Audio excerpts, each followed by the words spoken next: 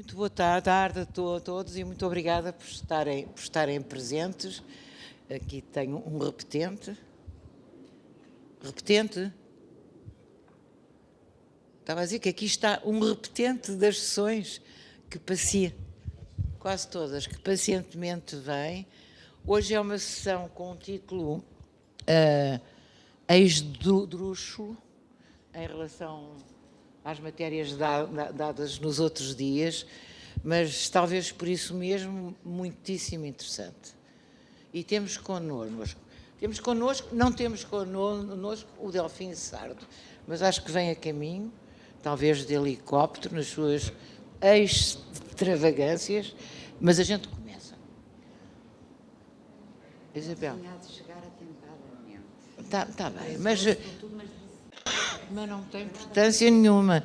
Não vamos manter estas pessoas na expectativa natural de uma tarde.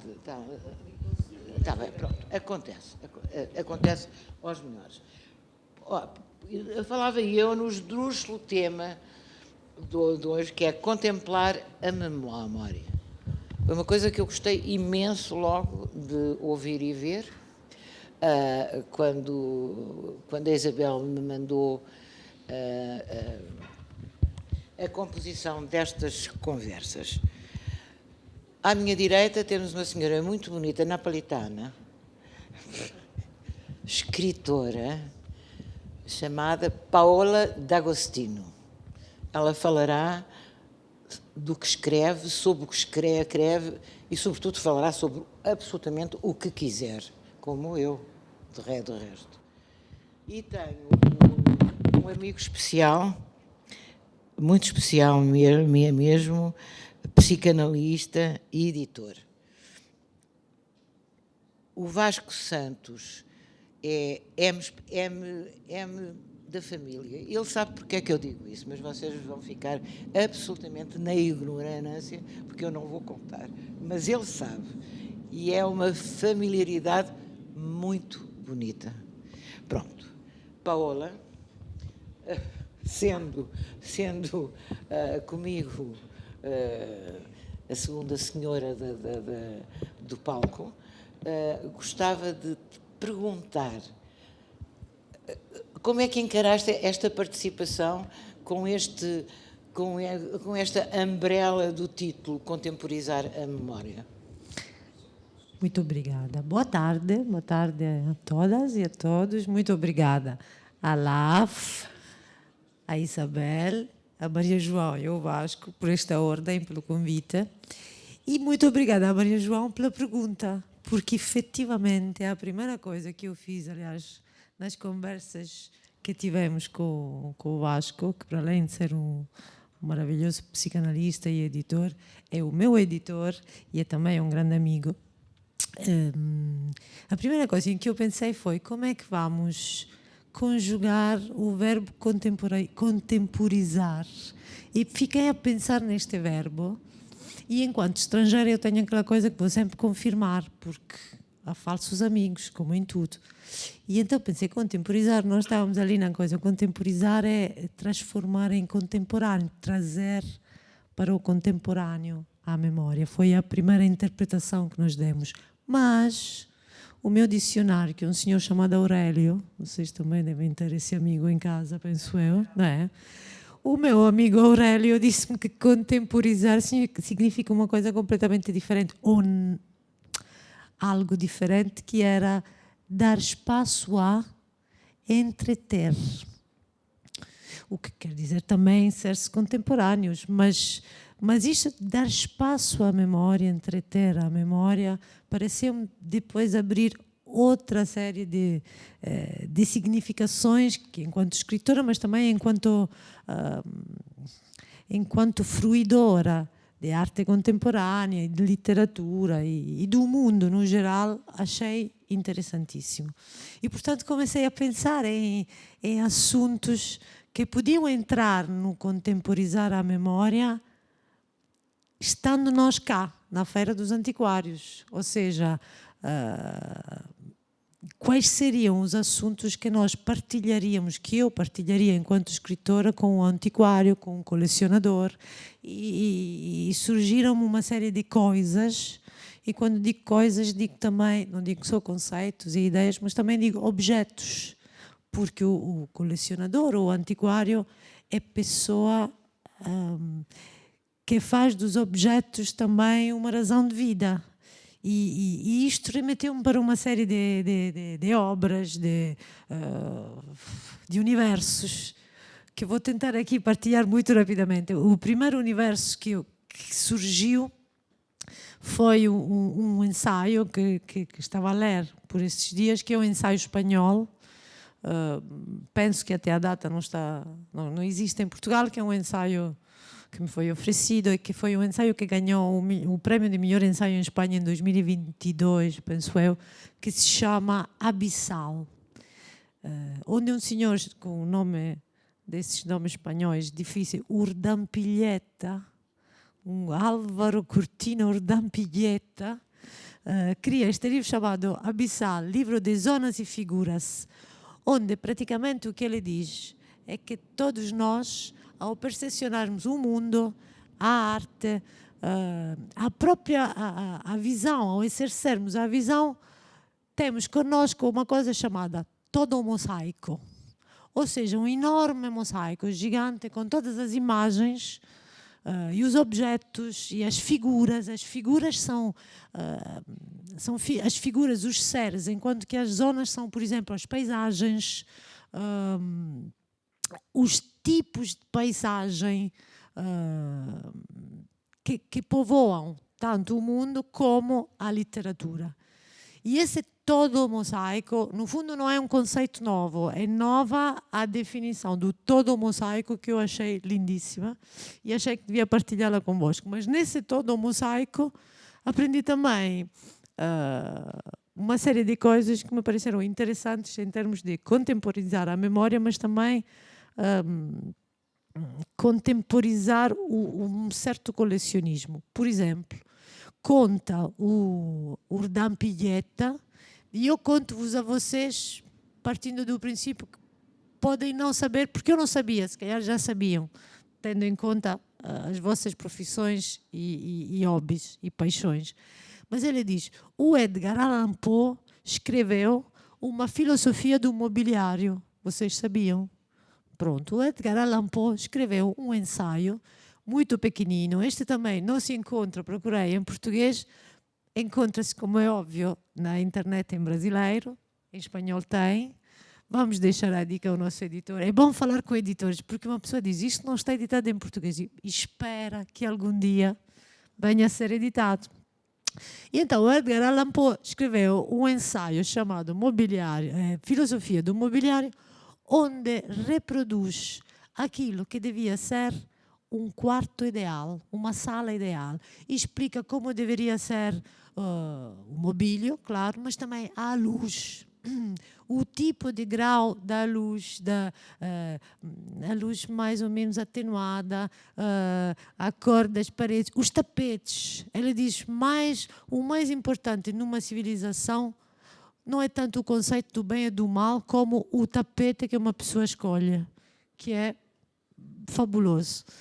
E esta é uma coisa, mas contemporizando, parece que um grande senhor, que eu também não conhecia, mesmo sendo eu italiana, digo, chamado Mario Praz, que penso eu, eles devem conhecer. Mario Praz é um nome que vos sugiro que guardem, porque o Mario Praz foi um grandíssimo estudioso, anglista italiano, que para além de ser um grande investigador de literatura, também era um grande apaixonado por objetos, colecionismo. E então o Mario Praz, a partir deste ensaio pequenino do Edgar Allan Poe, escreve um livro, um ensaio, que é um ensaio destes Taschen, não me lembro se é exatamente Taschen, mas existe em todas as línguas. Em Portugal, que eu saiba, eu não existia uma tradução portuguesa, mas vi em alemão, vi em francês, vi em inglês. E para além deste livro, Filosofia do Mobiliário, também escreveu um livro chamado A Casa da Vida, onde ele substancialmente diz que o que conta que um objeto bonito resgatado a um naufrágio do oblio, do esquecimento, um objeto bonito vale tanto quanto um poema do Byron perdido que se tinha perdido. E depois, enfim, passar a vida a construir tanto uma obra acadêmica como uma casa, que é uma grande casa de um grande colecionista, de um colecionador, diz-se aqui, e que é lido em todo o mundo, e tenho provas disso. No meio deste meu devaneio acerca das coisas e das coleções, fui buscar um livro do Calvino, contemporizar, este ano são os 100 anos do nascimento do Ítalo Calvino. Esse sim, traduzido em Portugal, não sei se está traduzido um livro, que para mim é um objeto fetiche, que se chama Coleção de Areias, que é um livro de ensaios, de textos jornalísticos que o Ítalo Calvino escrevia cada vez que ia haver uma exposição. Uma exposição de alguma forma estranha, ou de alguma forma que pudesse atrair a atenção dele. E uma dessas exposições, que para ele é mais simbólica, é esta coleção de areias que ele viu no museu, penso eu, em Paris, onde uma senhora guardava frasquinhos de todas as areias e punha o nome dos lugares de onde as areias vinham. E diz o Calvino, num certo momento, diz o que era mais interessante, o que é verdadeiramente o colecionismo e o que é verdadeiramente o sentido do mundo é a diferença mínima entre cada grão de areia que havia naquele frasquinho. Mas, neste livro, relendo este livro após mais de 30 anos, descubro que há um ensaio do Calvino sobre Mário Prats. E diz o Calvino sobre Mário Prats era um gênio, isso é óbvio, sabemos, agora já sabemos, né? Mas diz o Mário Prats era fundamental porque ele explicava uma coisa importante, que cada homem é o homem mais as suas coisas, o homem mais os seus objetos. E faz disso uma filosofia. E achei que era um conhecimento novo, um novo olhar que podia partilhar aqui convosco, com estes meus amigos. Agora, tenho umas coisas que eu descobri graças a este convite que vocês me fizeram, mas acho que devo dar a palavra ao... Não tem que achar. Eu é que acho. Peço imensa desculpa, Maria João. Vasco, podes esperar mais um bocadinho para a Paula continuar. Então eu continuo. Continuo. Não é até às 9, nem não, até às 8. Continua. Outras coisas bonitas em termos de dar espaço à memória, entreter a memória, mas sobretudo dar espaço à memória, foi um livrinho que me calhou entre as mãos enquanto preparava isto, que era um livrinho do nosso querido Robert Walser, que é aquele livrinho chamado A Cinza, a Agulha, o Fosforosito, e eu não sei exatamente a sequência, mas é a cinza, a agulha, o fosforosito, onde o Walser constrói pequenos textos que são peculiares da escrita dela, pequenos textos sobre objetos banais do cotidiano que podem de repente assumir uma luz, ganhar assim uma significação simbólica, metafórica ou simplesmente prática, e que podem de repente alterar o nosso conhecimento diário das coisas. Mas a propósito do Walser, e tenho mais coisas sobre o Walser, mas lembrei-me de um outro autor que para mim é um autor quase de culto, que é um autor italiano, esse sim tenho a certeza que não está traduzido em português, que se chama Eugenio Baroncelli, que é um senhor que escreve biografias, é um miniaturista de biografias. E pensei que a questão da biografia, da autobiografia, aqui abro mais um pequeno parêntese, também é interessante quando se fala no contexto dos antiquários e tem a ver com a escrita também, porque no meio dos antiquários há sempre os genealogistas. E o que é a genealogia? Diz o meu amigo espanhol, Urdán Puyeta, diz a genealogia é uma forma de manter vivo o passado no presente e de estender a nossa ontologia, dando-lhe um tapete, um tapete bonito, bem escolhido, sabendo que tem um tapete. Mas isto para dizer o quê? Para dizer que este meu amigo, meu autor de culto, não é meu amigo, gostaria de o conhecer, chamado Eugenio Baroncelli, escreve biografias por uma questão de genealogia, ou seja, Eugenio Baroncelli nasceu em 1944, quando o pai dele era soldado na Segunda Guerra Mondiale. E desta Segunda Guerra Mondiale o pai de Baroncelli não volta. Portanto, este miúdo nasce, não conhece o pai. E como o miúdo deve ter passado toda a vida, especialmente, penso eu, a infância, a tentar construir, tentar imaginar uma biografia possível desse pai, especializou tanto na paixão pela biografia, na paixão pelas vidas, que começou a construir uma obra literária que é apenas vidas ou mortes. E tem assim uns livros, um livro belíssimo chamado Falene, de 237 vidas quase perfeitas, em que ela escreve estas pequenas biografias. Aqui voltamos ao abissal do título do Dampuyete, sobre o abismo. É mesmo um equilíbrio muito subtil sobre o abismo das vidas que ele conta, mas também da escrita, que é uma escrita minimal, como a do Walser. E a memória aqui é interessante porque o Walser, como provavelmente saberão, era aquele autor que não queria ser lembrado. A característica dele era queria ser esquecido, queria ocupar menos espaço possível na memória literária, por razões muito trágicas, provavelmente também da vida dele, mas era um autor que trabalhava o esquecimento. Até quando escrevia, tinha inventado uma forma de escrita, que eram os microgramas, que era uma escrita secreta. Era signos, era uma escrita que só ela entendia e que muito à custa, quando ele morreu, foi decifrada por alguém que eu teria conhecido, e foram trazidos à luz os seus livros, alguns dos seus textos, à margem dele. E então o Baroncelli, que é este autor quase impossível, quase debruçado sobre o abismo, quando fala do Walser, faz uma biografia do Walser e diz assim: Robert Walser, o homem que entra em todos os meus livros. E em todos os livros descreve o Walser a dizer: eu Olá. Palmas a Delfim Sardo. Boa tarde. Olá.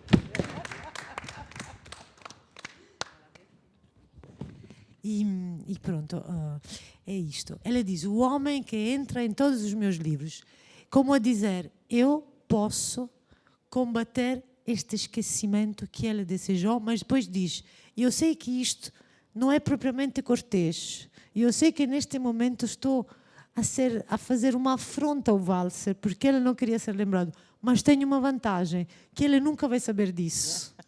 E acaba assim. Muito obrigada. Este é um campo, perdoar-me-ão, em que eu me sinto mais à vontade. É a minha pátria. A literatura é muito mais a minha pátria do que o antiquarismo e o colecionismo. Não sei como é que se diz em português, mas acho que é colecionismo, não é? Pronto. É? Estás de acordo? Está bem. Mas adorei ouvir a Paula. Desculpa lá, mas é de como a literatura, isto é a prova, tu és a prova provada, o que acabaste de dizer, vai tocando a essência das coisas, de tanto as procurar, e serve-se apenas de uma coisa que se chama palavras. Doutor Vasco Santos, meu caro amigo, meu íntimo amigo. Bom, vocês conhecem-se? Desde os 19.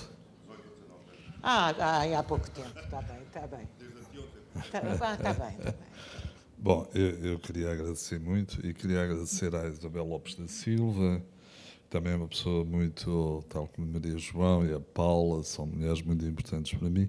A Vera Afonso e a assistência. Também agradecer porque a minha pequena editora foi convidada a estar presente ali com um stand que muito nos honra. Quer dizer, eu tenho aqui umas notas, porque na minha idade a gente não pode correr muitos riscos, não é? Alguns, mas os pormenores contam. E então eu temia esquecer-me das coisas e tal, e tomei aqui umas notas. Bom, a primeira coisa era lembrar que a Paula D'Agostino tem exatamente um livro que se toca com o tema de hoje, que se chama Tancredi, o Napolitano, e que está ali à venda, tenho de fazer pela vida, e que ela vai buscar o Tancredo dos Maias e o recria, que é uma personagem importante, o príncipe Tancredo, nos Maias, nos nossos Maias, que é uma obra muito cara à Paula. Eu aceitei também este convite porque é maravilhoso estar com estes amigos, não é? Quer dizer que é ótimo, não é? O braço vai soprar. Não. Engraçada. Tem que se chamar a atenção. Maria João. Eu sei.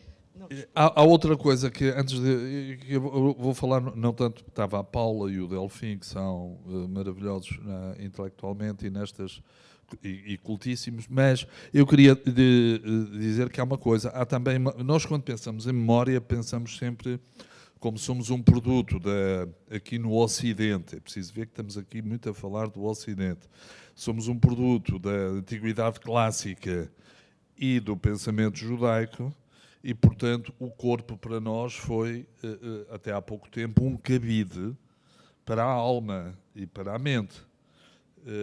E, portanto, por exemplo, o Oriente lida com o corpo com uma outra gravitas e dá uma outra importância, e nisso... E África. Portanto, o que é que há em África que nós não temos? Há uma inteligência do corpo. Há uma inteligência quase espontânea do corpo. E isso é uma coisa maravilhosa, que me levou a ir muitas vezes ao Beleza, mas sem grande sucesso. E, portanto, é curioso estarmos aqui numa feira que é simultaneamente de antiguidades e de pintura, porque na nossa tradição cultural vamos sempre começando pelos gregos, não é? Faz parte um pouco até da erudição, começamos por ali, mas de facto eles foram muito importantes. E de facto para eles também a memória dependia do que se ouvia, mas... Para os gregos, o sentido mais importante, a coisa mais importante, desde os poemas homéricos às tragédias, era a visão. Era o ver. Viver era ver. Morrer era não ver. Mais tarde o Pessoa glosa isto dizendo: morrer é não ser visto. Não é? E que tem a ver com isso. Portanto, o ver, a visão, é que permite a representação mais vigorosa das emoções. Quanto à questão da memória, nós temos muita dificuldade em definir a memória. Quer dizer, também não há medicamentos para a memória. Há exercícios para a memória, que é o exercício intelectual, mas a memória, talvez agora com a inteligência artificial, a gente chega a alguma coisa aterradora, mas eles já estão a transcrever. Porque do ponto de vista da neurologia, que é uma disciplina cada vez mais aclamada, não é? Nesta época do cientifismo pós-revolução industrial, não é? Este cientifismo trouxe coisas maravilhosas, da penicilina ao antibiótico, etc., ou à pílula, às anestesias, que permitiram coisas maravilhosas, civilizacionais, aos antipsicóticos, etc., mas também nos afastou de uma coisa que a Maria João sabe, que é cortou-nos a relação com o sobrenatural. Não é? Nós não temos... Se a gente ler uma antologia de textos, por exemplo, dos índios ameríndios, da América do Norte, há um muito bonito feito pela Terry McLuhan, que são... A gente vê que ainda há uma relação a propósito da noite, do parto, da morte, da terra, do silêncio, uma relação com o sobrenatural. Para a neurologia, neste aspecto, não vai muito longe. Quer dizer, ele diz que, no fundo, a memória para a neurologia, o que é? É um conjunto de funções, não é uma função unitária. E assim, muito rapidamente, a neurologia divide a memória em memória imediata e de curto prazo. Não é? Por exemplo, eu peço ao Delfim o número de telefone do CCB, disco o telefone e depois esqueço-me, não vou guardar isto na minha cabeça. Não é? Isto é a memória imediata. Não é? Depois temos uma memória que se diz declarativa ou uma memória de longo termo explícita, que é a memória, é aquilo a que nós referimos como memória consciente. É esta memória que nós sentimos que perdemos e que tem no seu ponto oposto a amnésia. Portanto, é disto que estamos a falar. Depois há ainda uma memória de procedimento. Qual é a memória de procedimento? São as coisas automáticas psicomotoras. Por exemplo, conduzir, nadar, bordar, escrever, não é? São memórias de procedimento. E depois há ainda uma memória perceptiva que habitualmente se diz priming, que é do género: eu estou aqui, olho e digo, eu reconheço aquela cara, mas não sei mais, mas há esta coisa. Portanto, a neurologia, o estado da arte, a neurologia está aqui. Na verdade, sem memória não somos humanos. Quem teve a experiência trágica de ter convívio, por exemplo, com o Alzheimer ou com outras demências gravíssimas, como corpo de Lewis, etc., percebe que a perda de memória é a perda da humanidade. Como na loucura a perda do riso. Se formos ao Gil de Matos, os loucos não riem. E é uma perda de... Os loucos graves, a esquizofrenia, refiro-me à esquizofrenia. Agora, voltando aqui, porque penso que também fui convidado por isso e vou-me calar já, há uma outra perspectiva sobre a memória que foi inaugurada aqui no Ocidente por Freud, que era um neurologista. A neurologia estava no seu princípio, estávamos já na modernidade, quer dizer, a modernidade começa com o Hamlet, não é? Como dizia o nosso amigo Serra, não é? É o Hamlet que introduz o sujeito moderno, o eu consciente, portanto, que o desliga da metafísica, porque na tradição grega, romana ou cristã, nós fazemos parte holística de um mundo, não é? E foi a modernidade que introduziu a noção de indivíduo, não é? E de sujeito. Ora, o Freud, isso veio mais ou menos do fim do século XVI, XVII, e o Freud, de alguma maneira, é produto de uma época e do modernismo da época. E o modernismo do fim do século XIX, princípio do século XX, que teve em Viena o seu apogeu, é um modernismo que também é crítico da modernidade. Portanto, a modernidade vai assentar a ideia de sujeito na racionalidade. Não é? Num eu soberano, não é? Detentor do livre-arbítrio. Eu tomo decisões de vir aqui por motivos racionais e inteligentes. Ora, o que o Freud vai pôr um pouco as coisas um pouco do avesso e vai dizer, não, nós tomamos decisões muitas vezes por razões obscuras. Por exemplo, vir à LAF. E, portanto, ele postula a existência no sujeito do inconsciente. O que é o inconsciente? Dito de uma maneira acessível, é o outro de mim mesmo, não é? O inconsciente é o outro de mim mesmo. Na verdade, o ser humano tem uma dificuldade. Por exemplo, eu nunca me vi de frente, não é? Portanto, eu nunca saberei toda a verdade sobre mim. Eu preciso do outro para me ver. Portanto, para este paradigma, para esta disciplina, embora haja pontos de contacto com a neurologia, porque Freud era também biólogo, tinha uma concepção biológica do ser humano, a memória é algo que é relacional, não é? A memória é relacional. Por exemplo, uma das coisas admiráveis nas psicanálises e psicoterapias é porque é que eu me lembro de umas coisas e não me lembro de outras? Não é? E porque é que eu me lembro tão bem de umas coisas e não me lembro de outras? Portanto, para este modelo, a memória não é um arquivo. Para este modelo, existe a posterioridade. Isto é, o nosso passado está aberto, mas a origem, a gente volta à origem sempre por associações e é sempre diferente, não é? Quer dizer, não é ir aqui um arquivo e ver, a infância do Vasco Santos, o pai, a mãe, as suas representações. São sempre coisas diferentes. E, portanto, ele introduz, portanto, uma ideia de sujeito dividido, clivado. De um lado, o consciente e o pré-consciente, ele depois vai mudar isto, e do outro lado, o inconsciente. E, para ele, o que lhe interessou foi, de facto, estas memórias que nós recalcamos, mas não perdemos. Ele interessava-se, basicamente, a psicanálise hoje não é a mesma, mas de alguma maneira ainda tem isto como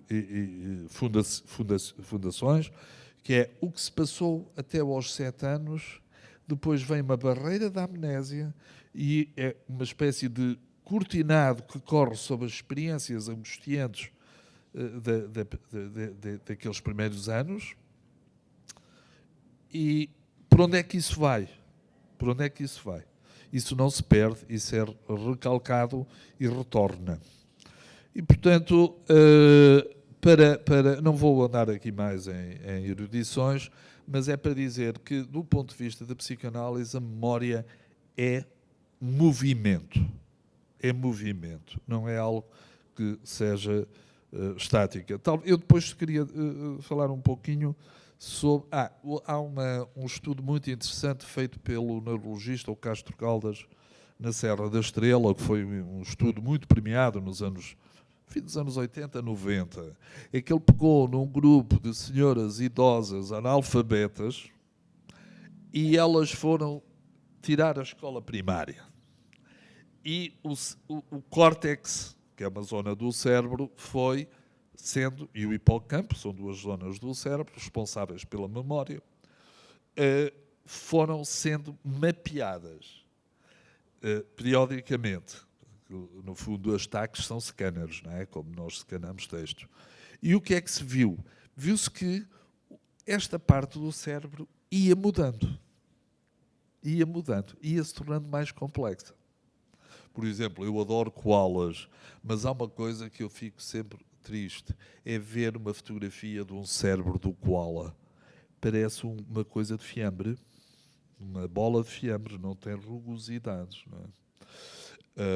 E, portanto, os koalas também passam a vida a dormir, não precisam de grande complexidade. E temos hoje a questão da memória hoje. A memória no tempo do Google, do ChatGPT, toda esta geração que está a lidar com a memória. É muito interessante que, por exemplo, não há uma memória histórica. Eu se falo com miúdos de 20 anos, eles não têm a mínima memória histórica, nem se interessam por isso. E isso, mapeando com o tempo, também vai levar a alterações neurocorticais. Mas eu não queria ser muito chato e, como o Delfim, a Maria João é que distribui o jogo. Muito obrigado. Muito obrigada. Acho que ainda há aí muitas coisas que a gente vai querer ouvir. Eu, há um bocado, quando ouvia a Paula falar sobre o mosaico, conhecimentos, de sentimentos, de impressões.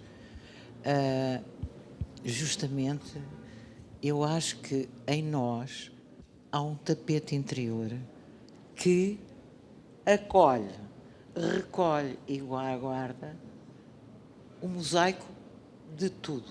O que nos aconteceu, o que sonhámos. E a isso eu dou o nome de memória. Muito complexo, é fascinante. Delfim? Sim. Preparaste-te? Estás preparado? Sim, acho que sim. Estás preparado sempre para estas...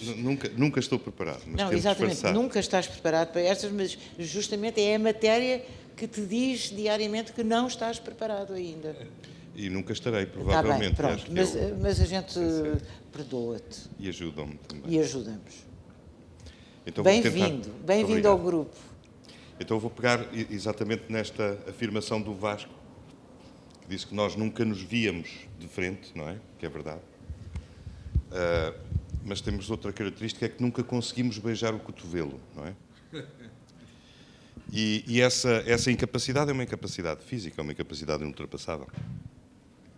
E este tipo de incapacidades, da incapacidade, a impossibilidade da alteridade ou a impossibilidade de vencer uma determinada limitação que não pode ser ultrapassada no próprio corpo, eu ligo-a sempre, e em relação a este aspecto da memória que estamos a falar, ligo-a sempre ao trabalho de um historiador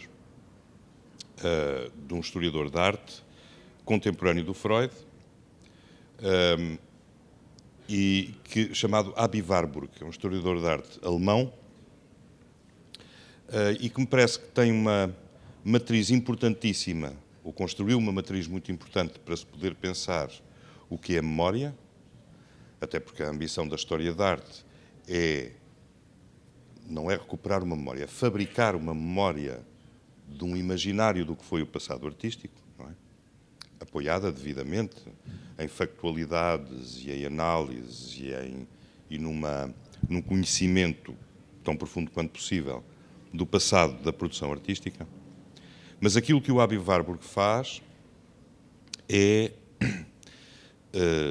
redistribuir completamente o jogo daquilo que pode ser relevante nos dados que podem servir para construir essa narrativa, ou essas múltiplas narrativas que são a história da arte. Eu acho que hoje em dia é particularmente importante o trabalho do Aby Warburg, porque eu já vou falar um bocadinho o que é que ele fez, ou como é que ele procedeu. Agora que nós vivemos numa espécie de consciência aguda e por vezes muito angustiante, o Vasco estava a falar das inovações digitais, do chat GTP, da virtualidade que nos invade o cotidiano, e portanto temos uma espécie de consciência aguda do que é contemporâneo, da contemporaneidade. E às vezes convencemos-nos que a contemporaneidade é alguma coisa que está debaixo dos nossos pés, que é o que nos sustenta, e que essa contemporaneidade se esgota nas nossas costas, não é? Ela, para trás de nós, já não fica ao contemporâneo, fica ao passado, e que o contemporâneo é tudo aquilo que nos sustenta e que nos projeta para a frente. Eu estou convencido que não é assim. Eu estou convencido até que a contemporaneidade é uma forma de estar consciente do ponto de vista e conseguir olhar para o passado. É isso a diferença entre ser contemporâneo ou ser moderno. É que ser moderno não pode olhar para o passado, senão para a origem. Tentar dar um salto até à origem. Por isso é que a maior parte dos modernistas, pensemos no Picasso, por exemplo. O Picasso tinha, obviamente, um fascínio pela liberdade enorme no tratamento da imagem, não é? Coisa que ele fez de uma forma única na pintura do século XX, e ao mesmo tempo desenvolveu, como Matisse ou como a Gertrude Stein, não é? Desenvolveu uma paixão enorme pela estatuária africana, que ele não conhecia com profundidade, que ele encontrou no Museu do Trocadéro, não é? Em Paris, em 1905, 1906, e essa estatuária, para ele, era aquilo mais próximo de uma determinada potência mágica da origem. Não é? Portanto, estava interessado pelo seu presente e interessado pela origem. Isso é ser moderno. Ser contemporâneo, eu acho que é estarmos conscientes, uma consciência do tempo, uma consciência do lugar onde estamos, mas ter capacidade, como diz um filósofo italiano que eu gosto muito, que é o Giorgio Agamben, ter a capacidade de dar esse mergulho no escuro do passado, não é? No escuro do que está nas nossas costas. Ou então olhar para o presente de retrovisor, não é? Como nós fazemos quando ultrapassamos com o carro, não é? Olhamos pelo retrovisor, é talvez uma possibilidade de ser contemporâneo, de estar hoje, é olharmos para o que nos pode vir a acontecer, ou para o que está para acontecer, mas olharmos de retrovisor. E, portanto, tentarmos ter uma perspectiva que nós podíamos chamar retroprospectiva, não é? Olhar para trás para compreender para a frente. E eu acho que esta maneira de ver assenta muito no pensamento do Aby Warburg, porque o Aby Warburg teve uma história pessoal extraordinária. Ele era filho de uma família de banqueiros, os Warburg, que de facto são os primeiros banqueiros europeus.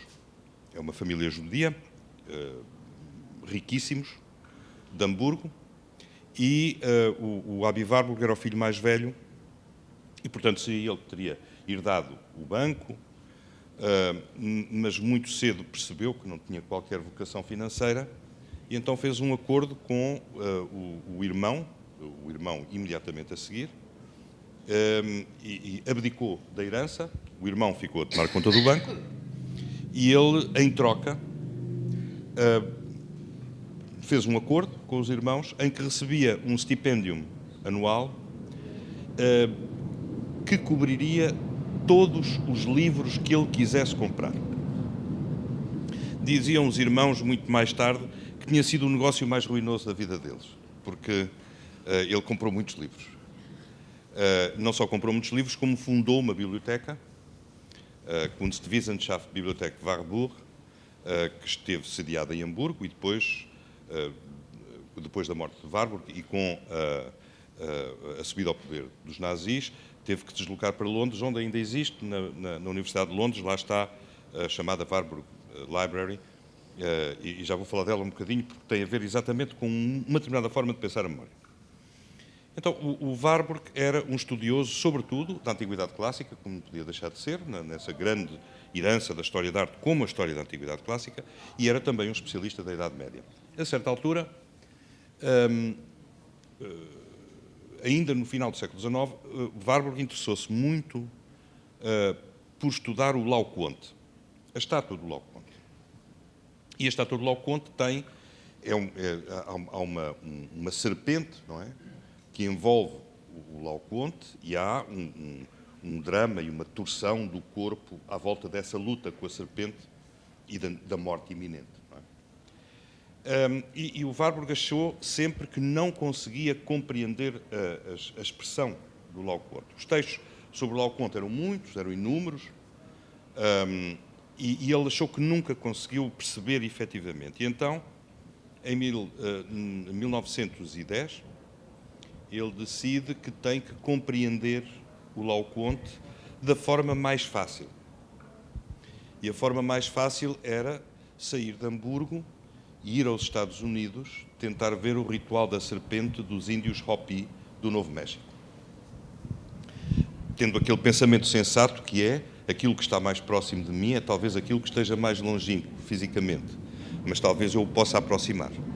E então era o que ele pretendia compreender era que memória era comum entre a torção do corpo na estátua do Laocoonte e a vivência da relação com as serpentes e o conflito com as serpentes, que era uma parte integrante desse ritual da serpente dos índios Hopi, na qual as serpentes venenosas eram agarradas, manipuladas, por vezes mordidas pelos índios em estado de transe.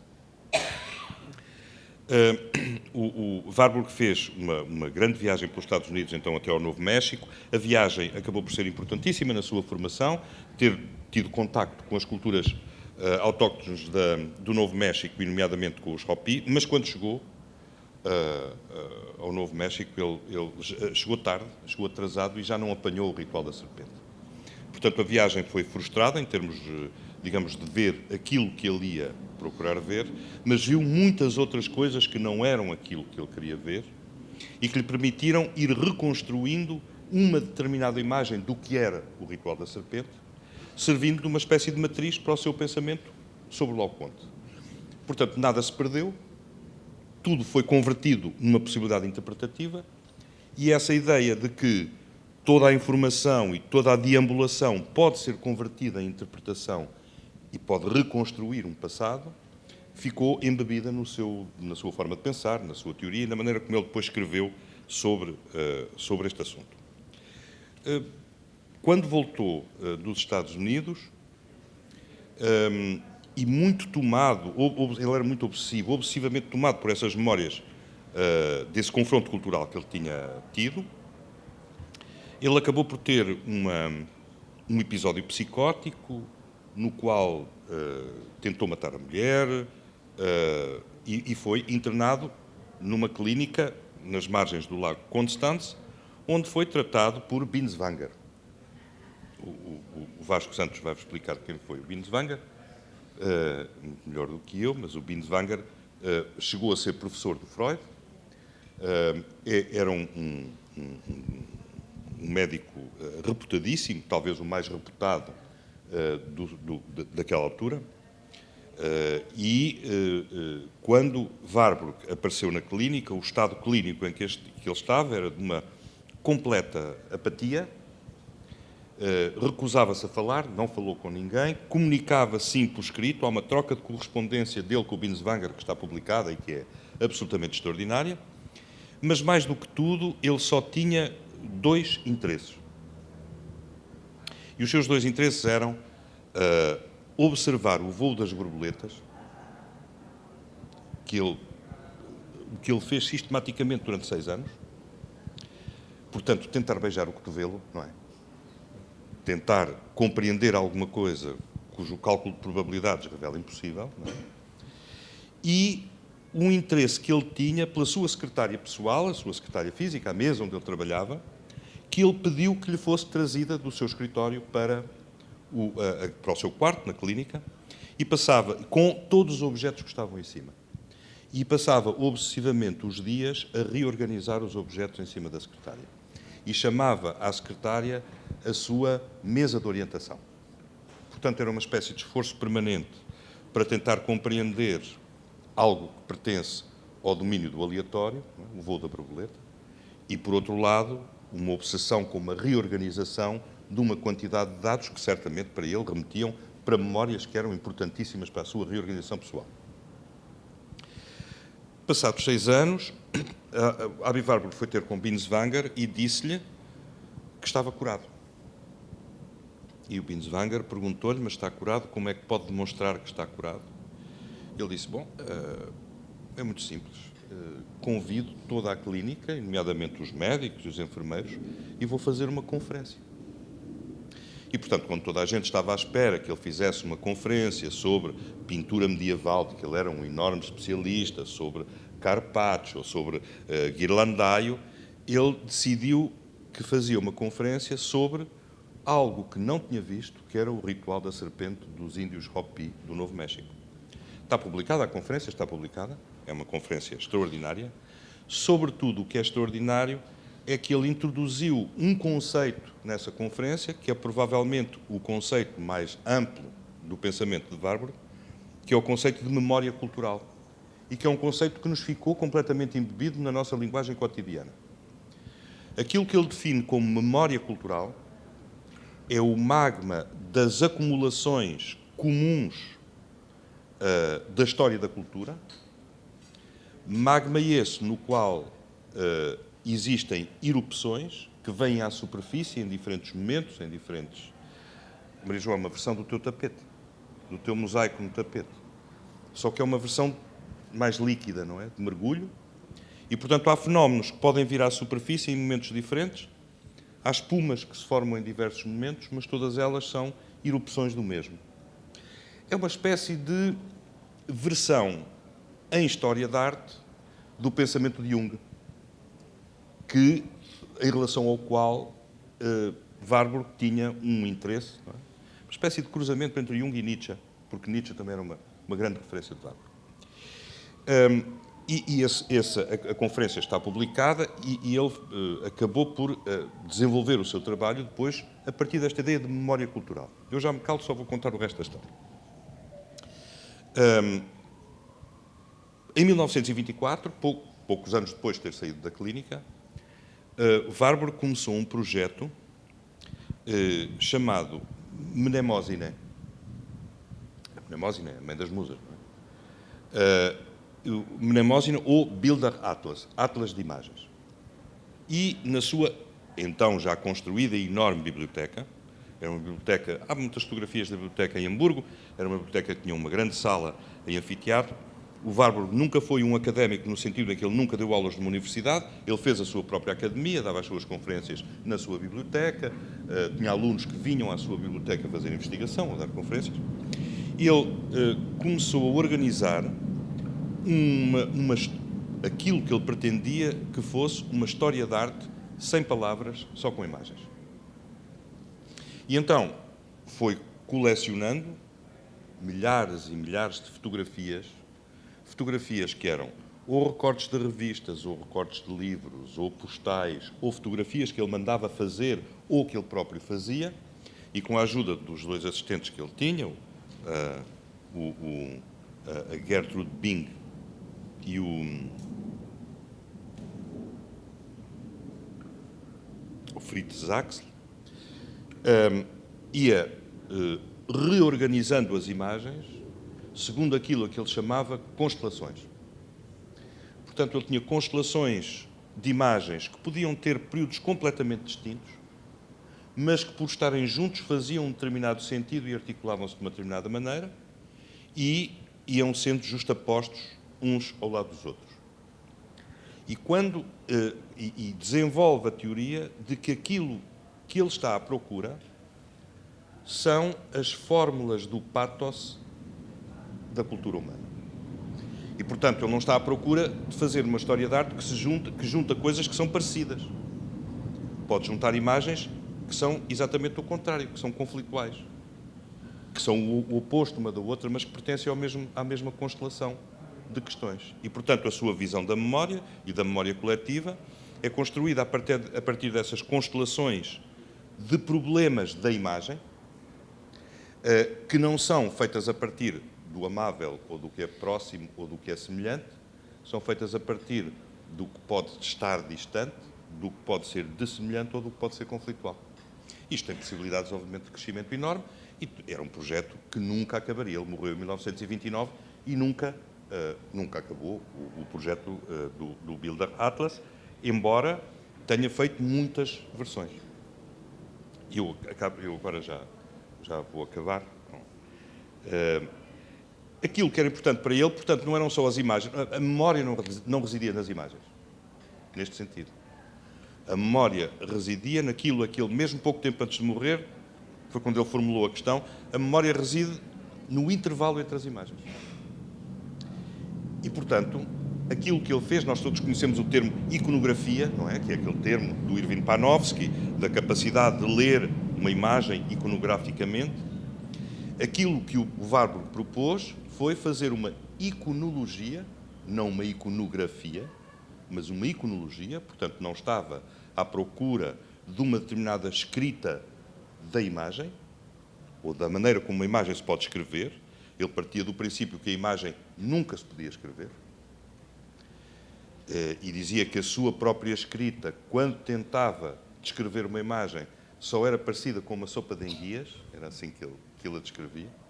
E eu que tento escrever sobre imagens, percebo perfeitamente que muitas vezes fica mais parecido com uma sopa de enguias do que com outra coisa qualquer. Mas eu sou de Aveiro, portanto eu gosto de enguias. Não tenho problema.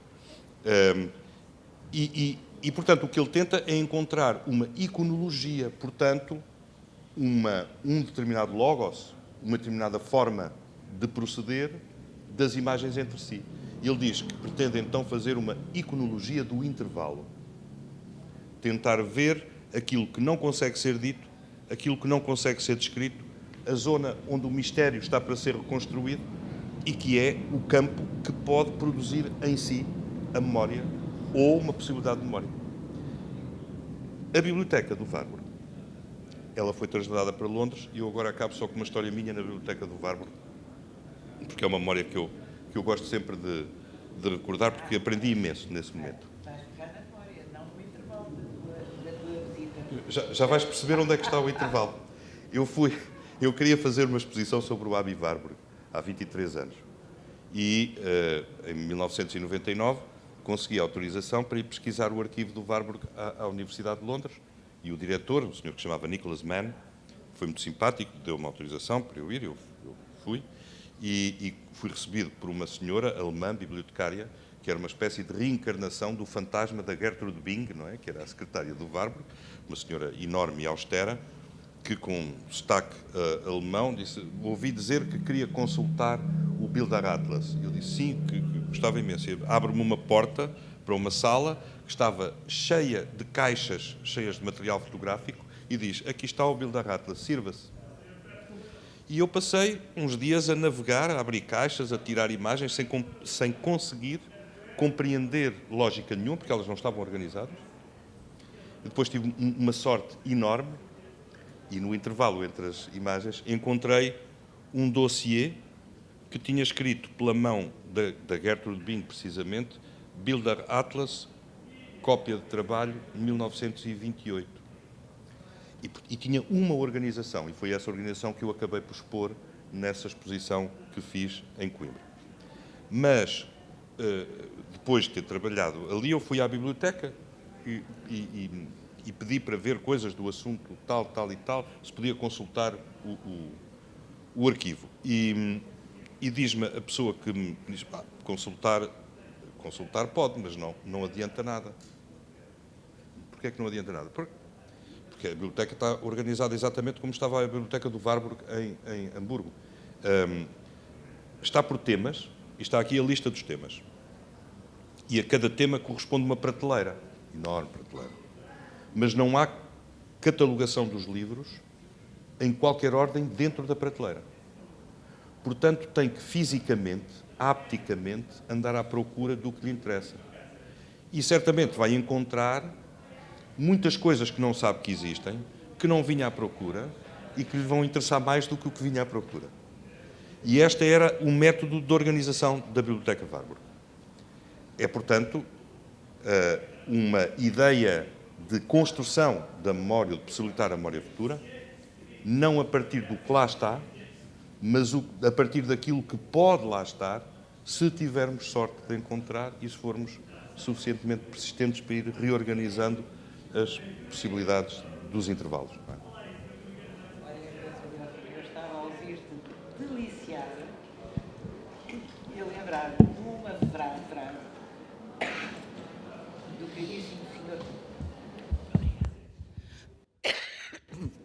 do queridíssimo senhor Cervantes, que está na Universidade de Salamanca, assim, numa grande parede, e que diz: los portugueses, cada louco com seu tema.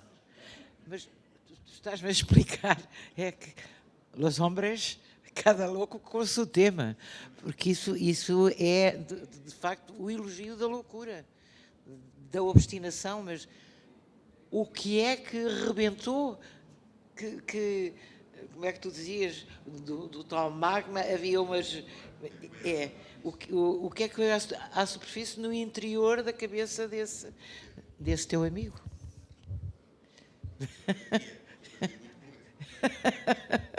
Vasco, querias dizer alguma coisa? Bom, isto é uma... É muito interessante estar a ouvir quer a Paula, quer o... Como é que podemos... Há muitas leituras disto, não é? E, portanto, achei muita piada porque, na verdade, o que o Delfim diz é que este não é muito diferente da psicanálise, não é?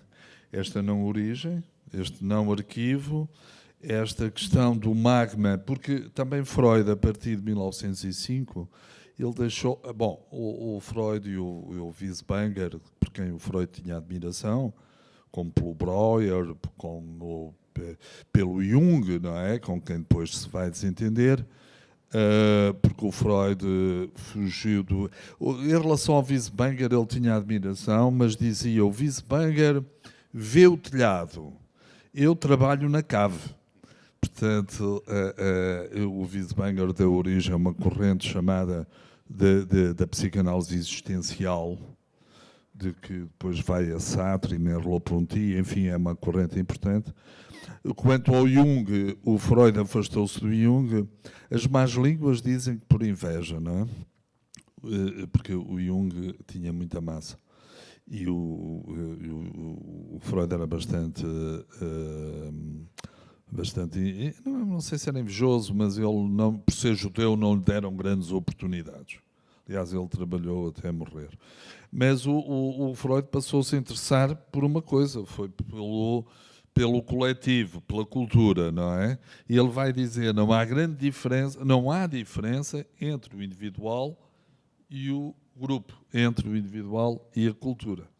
E, portanto, é por isso que se diz da psicanálise que é uma metapsicologia, está para além da psicologia.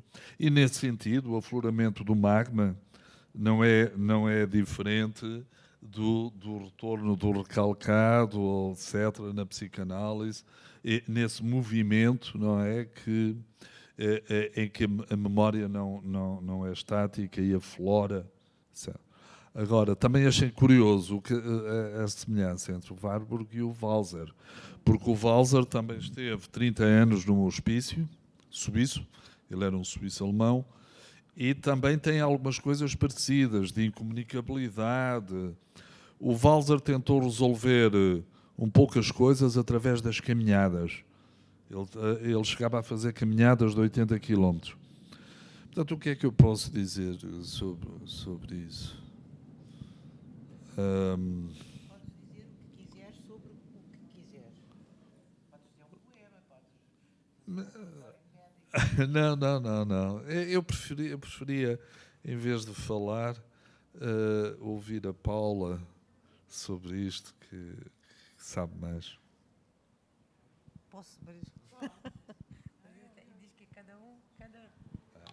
cada maluco com o seu microfone, disse há pouco o senhor técnico. E eu também fico assim bastante constrangida depois de ouvir o Delfim, que nos falou em coisas interessantíssimas.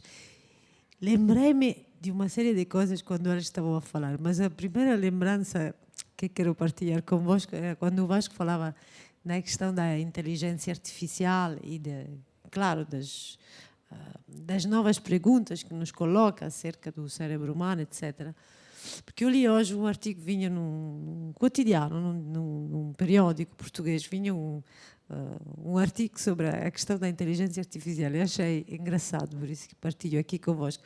Porque aquilo era um senhor que tem uma profissão que eu agora nem saberia definir, mas é a verdadeira profissão contemporânea, uma coisa como administrador tecnológico, uma coisa assim.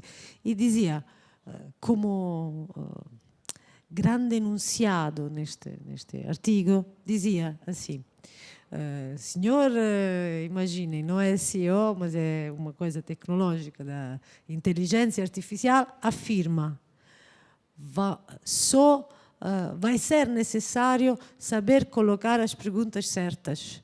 E eu pensei, isso sempre foi assim, não é? Penso eu que isto...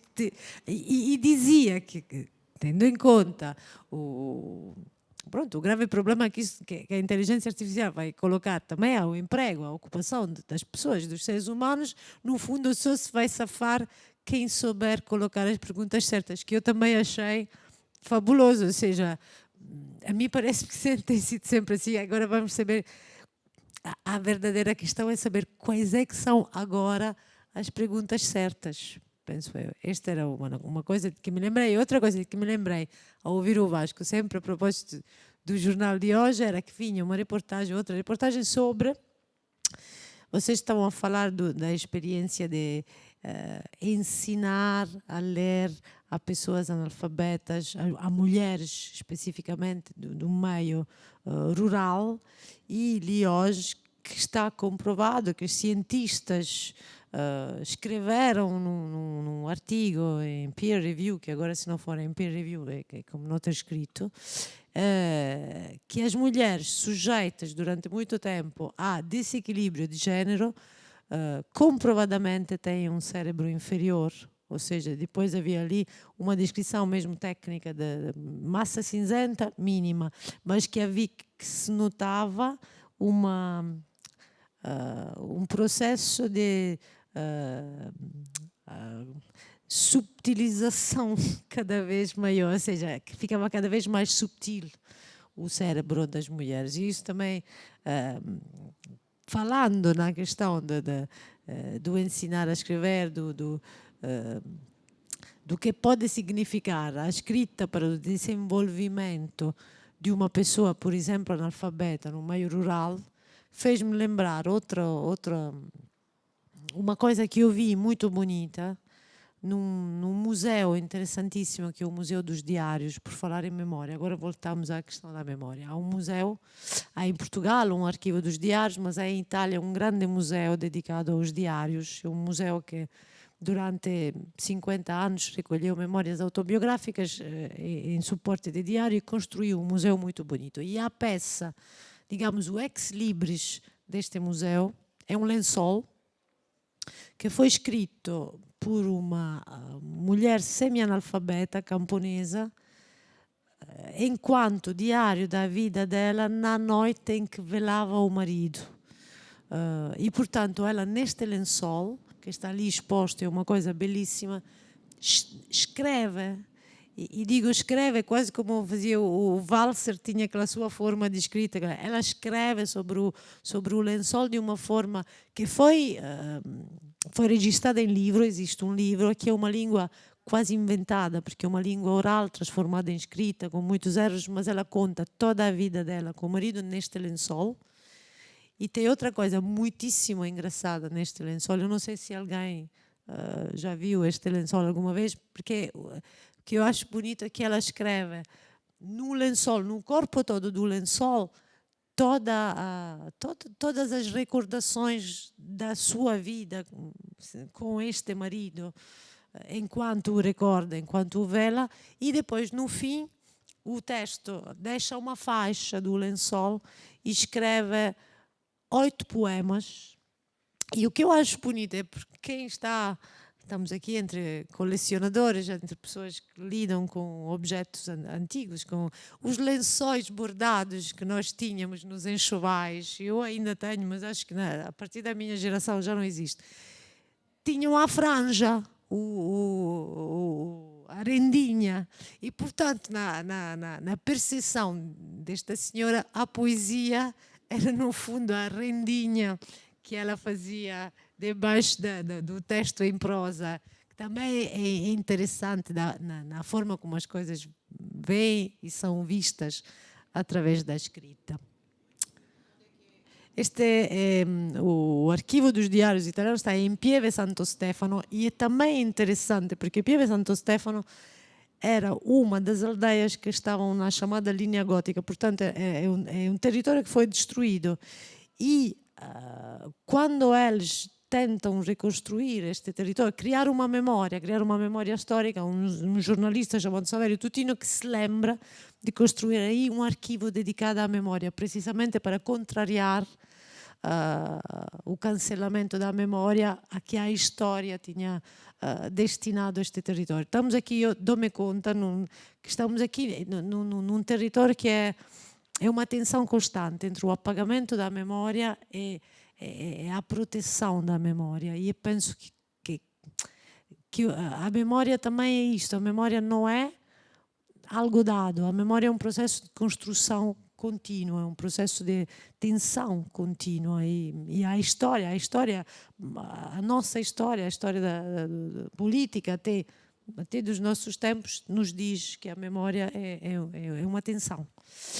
Uma coisa. Outra coisa que me lembrei, eu ouvir o Delfino, várias coisas assim surgiriam, mas nesta coisa, na questão dos intervalos, que ele dizia a verdadeira arte é o intervalo entre as imagens. Lembrei-me de um livro belíssimo do Jabé, que é o livro da partilha, onde, como é óbvio, referindo-se a um livro sagrado, ele diz a escrita, a literatura é o espaço branco entre as palavras, entre uma palavra e outra, que também é muito bonito. Naquele silêncio que está entre as duas palavras está todo o que é fértil, todo o terreno fértil dentro da literatura. Exatamente, era isso. Não é? O Vasco precisa urgentemente de falar. Só um minuto. Só um apontamento aqui interessante. Eu não quero monopolizar isto com o Freud, atenção. Aliás, quer dizer, quem inventou o Freud foi o Shakespeare, portanto. Mas o primeiro texto que o Freud escreve, porque é que ele se vai interessar pela memória, é porque ele vai a passear com um amigo na Bósnia-Herzegovina e ele de repente queria dizer ao amigo o nome do pintor que tinha pintado os frescos na Catedral de Orvieto. E não houve maneira que ele admirava, conhecia perfeitamente, e não havia maneira dele se lembrar deste pintor, o Luca Signorelli. E, portanto, o Freud, depois disso, ficou tão intrigado que vai escrever um texto pequenino, que parece uma coisa policial, sobre os mecanismos psicológicos do esquecimento. Portanto, estamos sempre em Itália. Delfim, quer dizer alguma coisa? Queria só... É muito curto. Já me fizeram sinal. Temos estado a falar da memória, e da memória sempre em termos ou afetivos, ou intelectuais, ou emocionais, ou psicanalíticos, ou como for. Né? Mas há um outro tipo de memória que também vale a pena. Nós pensamos que é a memória corporal, a memória do corpo e a memória do gesto. Eu estava a ler, agora recentemente, um texto escrito por um grande biógrafo de artistas norte-americanos chamado Calvin Tompkins, que tem grande biografia do Marcel Duchamp e do Robert Rauschenberg. E durante 40 anos, escreveu enormes biografias com 40 páginas, publicadas na New Yorker, quando a New Yorker publicava essas enormes... E tem uma maravilhosa em torno do Mercy Cunningham, do coreógrafo e bailarino. E o Mercy Cunningham... E conta, porque ele estava a assistir a um ensaio do Mercy Cunningham com 3 bailarinos. Uma bailarina mais experiente e 2 bailarinos mais jovens. E o Mercy Cunningham entrava no estúdio, não dizia nada e fazia uma quantidade de frases coreográficas. É preciso ver que a metodologia coreográfica do Mercy Cunningham parte de uma divisão do corpo entre cabeça, tronco, os membros, e depois, para cada um destes elementos, há um léxico de gestos que pode ser utilizado. E esse léxico é depois recombinado, às vezes utilizando o I Ching. Portanto, tem um lado aleatório, o que quer dizer que o gesto é tudo menos natural. Não há fluidez. E, portanto, tem que ser aprendido o gesto como uma gramática.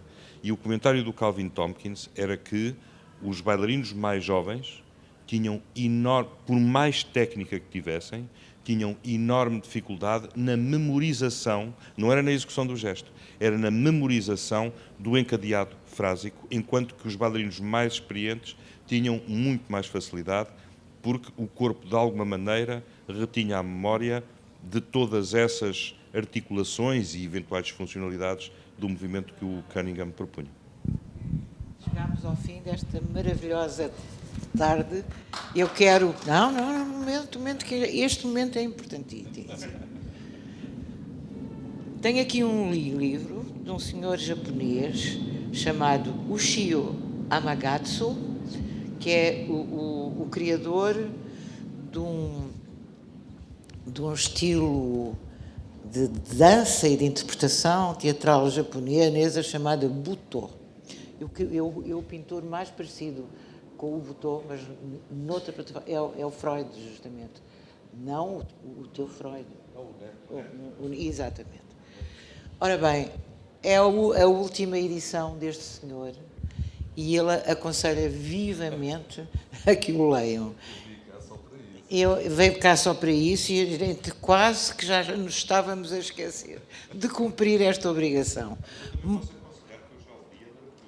Pois, não, e eu já não...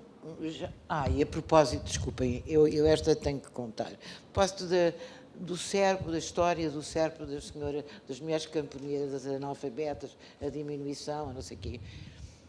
Garanto-vos que eu assisti a uma conferência, porque tive que acompanhar o meu pai, de um general do regime, portanto devia ser 72, 71, no técnico. Esse senhor general tinha sido governador-geral de Moçambique. Se quiserem que eu diga o nome, digo, mas não vou dizer, que não preciso. E entre outras coisas, ele fazia uma conferência sobre a sua experiência da África, sobre a sua experiência do colonialismo e sobre o papel de Portugal sobre esse tema. E então, disse, assim como eu vos vou dizer, que estava provado cientificamente que os negros tinham o cérebro muito menos desenvolvido que os brancos europeus. Está escrita essa conferência, o descaramento, a desfaçatez. Meus amigos, foi um gosto para mim. Minha querida Isabel, só tu me trarias a esta linda casa todos os dias da semana. É engraçado, agora todos os dias, mas não, foi um gosto, muito obrigada, até qualquer dia. Isto é para mim.